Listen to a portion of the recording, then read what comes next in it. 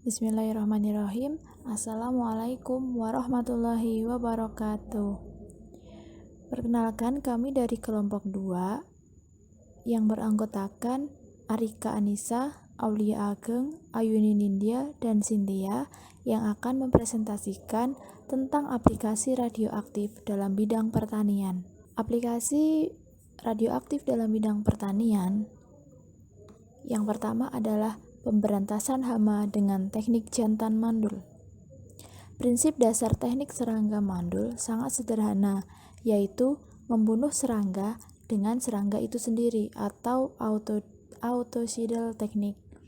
Teknik ini relatif baru dan telah dilaporkan merupakan cara pengendalian vektor atau serangga yang ramah lingkungan, sangat efektif, spesies spesifik, dan kompatibel dengan cara pengendalian yang lain. Nah, penggunaan sinar radioaktif untuk pemberantasan hama tidak untuk mematikan hama, tetapi untuk memandulkan hama. Sejumlah serangga jantan diradiasi dengan sinar gamma dalam dosis tertentu sehingga mengalami kemandulan atau steril. Sehingga sperma yang dihasilkan itu tidak dapat membuahi sel telur. Dengan penggunaan teknik ini, maka populasi hama akan menurun secara lambat dan bertahap tanpa mengganggu ekosistem. Radiasi itu dapat mengakibatkan efek biologis, misalnya pada hama kupis. Di laboratorium itu dibiarkan hama kupis dalam bentuk jumlah yang cukup banyak. Nah, hama tersebut lalu diradiasi sehingga serangga jantan itu menjadi mandul. Nah, setelah itu hama dilepas di daerah yang terserang hama. Diharapkan akan terjadi perkawinan antara hama setempat dengan jantan mandul lepas. Nah, telur hasil perkawinan seperti itu tidak akan menetas. Dengan demikian, reproduksi hama tersebut terganggu dan akan mengurangi populasi. Aplikasi kedua yaitu pemanfaatan radiasi untuk pemuliaan tanaman pangan. Pemuliaan tanaman mempelajari tentang perubahan susunan genetik atau sifat tanaman agar diperoleh tanaman yang menguntungkan bagi manusia. Pemuliaan tanaman adalah melakukan penelitian dan mengembangkan aplikasi teknologi nuklir dalam perbaikan varietas tanaman, salah satunya melalui penelitian pemulihan dengan teknik mutasi. Tujuan utamanya yaitu untuk memperoleh atau mengembangkan varietas atau hibrida, sehingga memberi hasil lebih tinggi dan menguntungkan.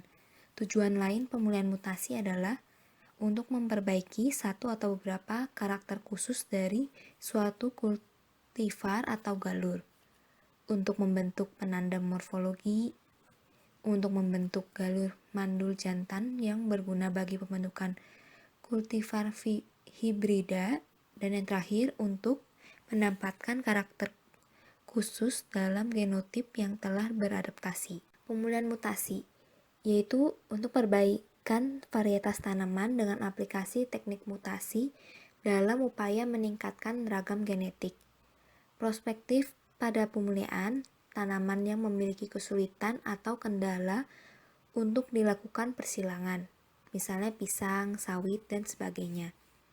Upaya rekayasa gen baru yang mungkin tidak ada dijumpai di alam atau plasma nutfah, misal gen ketahanan terhadap fusarium pada pisang. Merubah struktur tanaman secara drastis ke arah abnormal, misal tanaman steril, kerdil, belang pada daun, dan sebagainya. Bahan mutagen yang sering digunakan dalam penelitian pemulihan tanaman digolongkan menjadi dua, yaitu mutagen kimia dan mutagen fisika.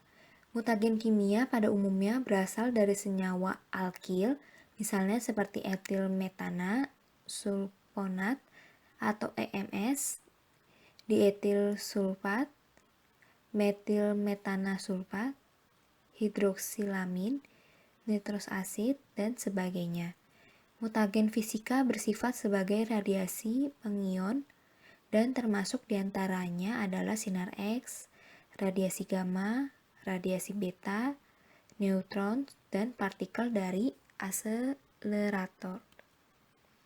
Dosis iradiasi yang digunakan untuk menginduksi keragaman sangat menentukan keberhasilan terbentuknya tanaman mutan. kisaran dosis radiasi sinar gamma pada berbagai jenis tanaman hias, dan untuk tanaman anyelir kisaran yang telah dicobakan berada pada selang yang masih cukup lebar, yaitu antara 25-120 Gray. Jika iradiasi dilakukan pada benih, pada umumnya kisaran dosis yang efektif lebih tinggi dibandingkan jika dilakukan pada bagian tanaman lainnya. Semakin banyak kadar oksigen dan molekul air yang diiradiasi, maka akan semakin banyak pula radikal bebas yang terbentuk, sehingga tanaman menjadi lebih sensitif. Untuk itu, maka perlu dicari dosis optimum yang dapat efektif menghasilkan tanaman hutan yang pada umumnya terjadi pada atau sedikit di bawah nilai LD50. LD50 adalah dosis yang menyebabkan 50% kematian dari populasi yang diradiasi. Aplikasi yang ketiga adalah pemupukan. Nah, pupuk merupakan salah satu masukan yang paling penting untuk memelihara atau menambah kesuburan tanah. Tujuan utama dari diberikannya pupuk sendiri untuk tanaman itu adalah untuk mensuplai tanaman dengan nutrisi yang dibutuhkan untuk produksi tanaman. Nah, nutrisi tanaman yang utama ada nitrogen, fosfor, dan juga kalium yang harus diberikan secara teratur. Kemudian untuk menentukan waktu yang paling tepat untuk melakukan pemupukan pada satu jenis tanaman, itu dapat menggunakan unsur-unsur radioaktif. Radioisotop yang dapat digunakan untuk menentukan waktu pemupukan itu ada fosfat atau radioisotopnya ada fosfor 32 dan juga ada nitrogen 15 atau N15.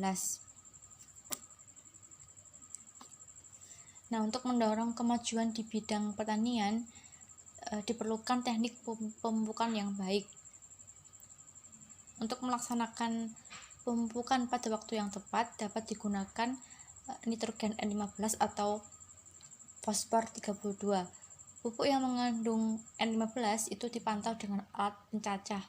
Jika alat tersebut itu sudah tidak mendeteksi lagi adanya radiasi, berarti pupuk tersebut sudah sepenuhnya diserap oleh tanaman.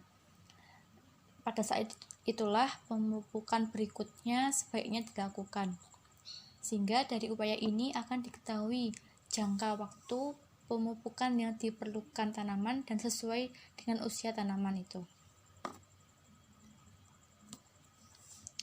Nah, komposisi dari N15 sendiri dalam atmosfer itu kira-kira ada 0,366% atom di seluruh N total. Isotop N15 di sini merupakan isotop yang digunakan secara luas untuk memahami proses biologi dan kimiawi yang mempengaruhi daur nitrogen dan pergerakan nitrogen dalam suatu sistem pertanian. Selanjutnya saya Ayuni Nindya Putri, NIM K3317414. Di sini saya akan menjelaskan tentang pemanfaatan radioaktif untuk penyimpanan makanan. Kita mengetahui bahwa beberapa makanan jika disimpan akan tidak awet atau akan tumbuh tunas. Salah satu contoh makanan atau bahan makanan yang akan tumbuh tunas adalah misal bawang ataupun kentang. Nah, radiasi dapat menghambat pertumbuhan tunas pada bahan-bahan tersebut. Hal tersebut dilakukan dengan cara memberi radiasi sebelum penyimpanan dengan dosis tertentu sehingga bisa menyebabkan tidak tumbuhnya tunas dan memperlama waktu penyimpanan. Untuk produksi radioisotop dapat terjadi secara alamiah atau sengaja dibuat oleh manusia dalam reaktor penelitian. Radioisotop yang sering digunakan dalam berbagai bidang kebutuhan manusia seperti kesehatan, pertanian, hidrologi, dan industri. Pada umumnya tidak terdapat di alam karena kebanyakan umur paronya relatif pendek. Oleh karena itu dibuat radioisotop sintesis. Produksi radioisotop dengan proses aktivasi dilakukan dengan cara menembak isotop stabil dengan neutron di dalam teras reaktor. Proses ini disebut iradiasi neutron, sedangkan bahan yang disenari disebut target atau sasaran. Untuk pemanfaatan radioaktif dalam penyimpanan makanan. Nah, untuk pengawetan makanan, kerusakan makanan hasil panen dalam penyimpanan akibat serangga, pertunasan dini atau busuk dapat mencapai 25-30%. Itu angka yang cukup tinggi. Kerugian ini diderita oleh negara-negara yang mempunyai cuaca panas dan lembab.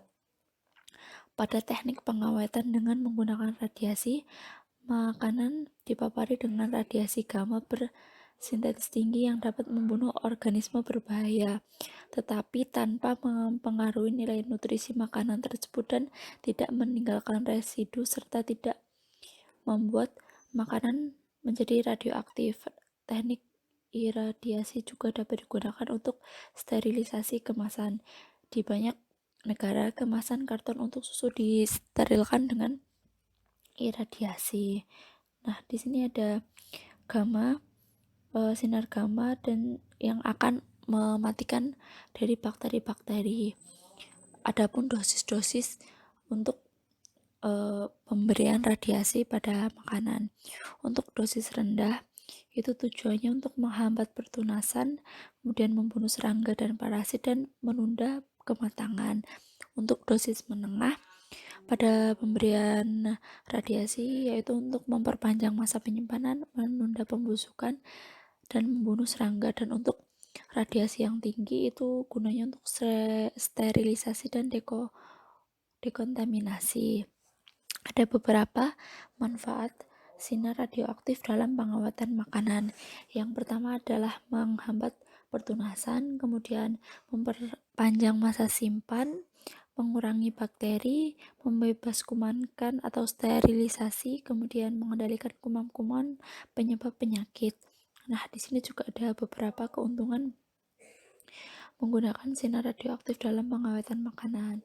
Yang pertama, sifat makanan tidak berubah, kemudian dapat meningkatkan mutu, tidak menurunkan nilai gizi, tidak menimbulkan zat sisa pengawet, dapat dilakukan pada makanan yang dikemas, serta mengetahui masa pemupukan yang paling baik. Aplikasi kombinasi teknologi iradiasi gamma dan penyimpanan beku berpotensi untuk menurunkan bakteri patogen pada produk seafood dan merusak DNA bakteri sehingga mikroba menjadi terhambat. Kombinasi teknologi ini juga terbukti aman karena tidak menimbulkan sifat radioaktif serta mampu meningkatkan keamanan produk pangan tanpa menyebabkan perubahan kualitas sensori pada produk seafood atau produk-produk lainnya yang diawetkan. Mungkin itu sekian dari kelompok kami. Kami mohon maaf jika ada banyak salah-salah kata. Apakah ada yang ingin bertanya?